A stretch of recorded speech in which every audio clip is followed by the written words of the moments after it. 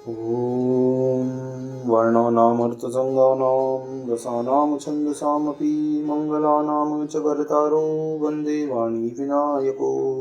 नारायणं नमस्कृत्य नरं चैव नरोत्तमं देवीं सरस्वतीं व्यासं ततो जयमुदीरयेत्। गुरुर्ब्रह्मा गुरुर्विष्णु गुरुर्देवो महेश्वर गुरुर्साक्षात् परब्रह्म तस्मै श्रीगुरुवे नमः। अखण्डमण्डलाकारं व्याप्तं येन चराचरं तत्पददर्शितं येन तस्मै श्रीगुरुवे नमः। बोले सियावर रामचंद्र भगवान की जय, राधा व कृष्ण कन्हैया लाल भगवान की जय, उमा महेश्वर भगवान की जय, गायत्री ब्रह्मदेव भगवान की जय, सद्गुरुदेव भगवान की जय, माता पिता गुरुदेव की जय, समस्त देवी देवता गण भगवान की जय, समस्त संत गण भगवान की जय, समस्त भक्त गण भगवान की जय। ओम नमः पार्वती पतये, हर हर महादेव। तो मित्रों और आप सभी श्री मार्कंडेय पुराण के श्रेष्ठ रसिक जनों, श्रोतागणों, अब तक हमने श्री मार्कंडेय पुराण की कथा को नियमित रूप से क्रमबद्ध रूप से श्रवण किया है, कीर्तन किया है, मनन किया है, भजन किया है। अब हम उसी क्रम में श्री मार्कंडेय पुराण के 46वें अध्याय और श्री देवी महात्म्य दुर्गा सप्तशती के 6ठे अध्याय की ओर कथा को अग्रसर करते हैं। आप सभी श्रेष्ठ श्रोतागण रसिक जन भगवान श्री राधा वल्लभ कृष्ण कन्हैया लाल के श्री चरणों में दृढ़ भक्ति रखते हुए कथा का श्रवण करें, कीर्तन करें, मनन करें, भजन करें। बोलिए श्री राधा वल्लभ कृष्ण कन्हैया लाल भगवान की जय। तो मार्कंडेय जी और श्री कौष्टुकी मुनि के मध्य में बहुत ही सुंदर संवाद चल रहा है और उसी संवाद के अंतर्गत श्री देवी महात्म्य दुर्गा सप्तशती के 6ठे अध्याय का भी विवरण हो रहा है। उसमें मुनिवर कहते हैं कि ध्यान इस प्रकार करना चाहिए कि मैं सर्वेश्वर भैरव के अंग में निवास करने वाली परमोत्कृष्ट पद्मावती देवी का चिंतन करता हूँ। वे नागराज के आसन पर बैठी हैं।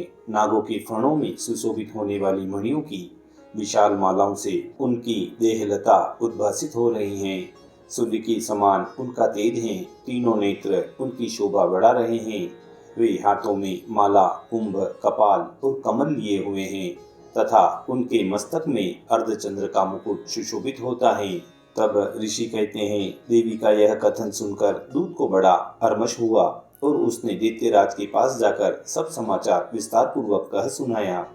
दूत के उन वचनों को सुनकर दैत्यराज कुपित हो उठा और दैत्य सेनापति द्रुमलोचन से बोला, हे द्रुमलोचन, तुम शीघ्र अपनी सेना साथ लेकर जाओ और उस दुष्टा को केश पकड़कर घसीटते हुए जबरदस्ती यहाँ पर ले आओ। उसकी रक्षा करने के लिए यदि कोई दूसरा खड़ा हो तो वह देवता, यक्ष अथवा गंधर्व कोई भी क्यों न हो, उसे अवश्य मार डालना। तब वह ऋषि पुनः कहते हैं कि शुंभ के इस प्रकार आज्ञा देने पर वह द्रुमलोचन दैत्य 60,000 असुरों की सेना को साथ लेकर वहां से तुरंत चल दिया। वहां पहुंचकर उसने हिमालय पर रहने वाली उन देवी को देखा और ललकार कर कहा, अरे हो मूर्खे, तू शुंभ निशुंभ के पास चल। यदि इस समय प्रसन्नता पूर्वक मेरे स्वामी के समीप नहीं चलेगी तो मैं बलपूर्वक जोटा पकड़कर तुझे घसीटते हुए ले चलूंगा।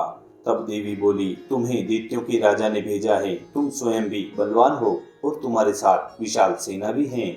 ऐसी दशा में यदि मुझे बलपूर्वक ले चलोगे तो मैं तुम्हारा क्या कर सकती हूँ। तब वह ऋषीश्वर कहते हैं कि देवी के यूं कहने पर असुर द्रुमलोचन उनकी ओर दौड़ा। तब अंबिका ने होम शब्द के उच्चारण मात्र से उसको भस्म कर दिया। फिर तो क्रोध में भरी हुई दैत्यों की विशाल सेना और अंबिका ने एक दूसरे पर तीखे सहायकों, शक्तियों तथा फरसों की वर्षा आरंभ कर दी। इतने में ही देवी का वाहन सिंह क्रोध में भरकर भयंकर गर्जना करके गर्दन के बालों को हिलाता हुआ असुरों की सेना में कूद पड़ा। उसने कुछ दैत्यों को पंजों से मारा, कितनों को अपने जबड़ों से और कितनों को ही महादैत्यों को पकड़कर ओठ की दाढ़ों में घायल करके मार डाला। उस सिंह ने अपने नखों से कितनों के पेट फाड़ डाले और थप्पड़ मारकर कितनों के सिर धड़ से अलग कर दिए। कितनों की भुजाएं और मस्तक काट डाले तथा अपनी गर्दन के बालों को हिलाता हुआ उसने दूसरे दैत्यों के पेट फाड़कर उनका रक्त चूस लिया। अत्यंत क्रोध में भरे हुए देवी के वाहन उस महाबली सिंह ने क्षण भर में ही असुरों की सारी सेना का संहार कर डाला। शुंभ ने जब सुना कि देवी ने ध्रुमलोचन असुर को मार डाला तथा उसके सिंह ने सारी सेना का सफाया कर डाला, तब उस दैत्यराज को बड़ा क्रोध हुआ। उसका होंठ कांपने लगा। उसने चंड और मुंड नामक दो महादैत्यों को आज्ञा दी कि हे चंड और हे मुंड, तुम लोग बहुत बड़ी सेना लेकर वहां जाओ और उस देवी के झोंटे पकड़कर अथवा उसे बांधकर शीघ्र ही यहाँ ले आओ। यदि इस प्रकार उनको लाने में तुम्हें संदेह हो तो युद्ध में सब प्रकार के अस्त्र शस्त्रों तथा समस्त आसुरी सेना का प्रयोग करके उसकी हत्या कर डालना।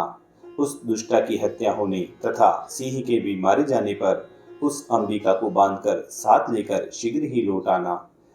इस प्रकार श्री मार्कंडे जी और श्री कौष्टुकी मुनि के मध्य में बहुत ही मधुर संवाद चल रहा है और इसी संवाद के साथ श्री मार्कंडे पुराण के 46वें अध्याय और श्री देवी महात्म्य दुर्गा सप्तशती के 6ठे अध्याय की यहाँ पूर्णता व समाप्ति होती है। बोलिए श्री कृष्ण कन्हैया लाल भगवान की जय।